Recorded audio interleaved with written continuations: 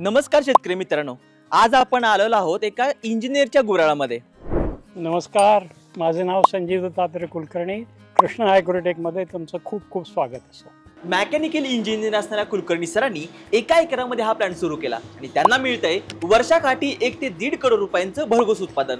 Hello, मी ओमकार आणि hello कृषीमध्ये तुमचं स्वागत आहे। शेतातून आलेला ऊस या मशीनमध्ये क्रशिंग केला जातो आणि त्यानंतर खालच्या टाकीतून पंपद्वारे तो वर फर्नेसला पाठवला जातो। आपण आता फर्नेसवर उभे आहोत। या फर्नेसचे 3 टप्पे आहेत। क्रशरमधून आलेला ऊस हा पहिल्या टाकीत केला जातो, प्रीहीट केला जातो। इथून केल्यानंतर तो दुसऱ्या टाकीमध्ये जातो। दुसऱ्या टाकीमध्ये बॉइलिंग होतं आणि स्वच्छ केला जातो आणि तिसऱ्या टाकीमध्ये कॉन्सन्ट्रेशन करून तिथे गूळ बनवला जातो। या 3 टप्प्यामध्ये गूळ बनवला जातो। यांच्याकडे असणाऱ्या या मशीनद्वारे अगदी गुळाचं क्यूबमध्ये सहज रूपांतर करता येऊ शकतं। शिवाय या मशीनला भारत सरकारचं पेटेंट सुद्धा आहे। गूळ बनवत असताना मोल्डमधून डिमोल्डिंग करणं हे जिकिरीचं काम होऊन बसतं।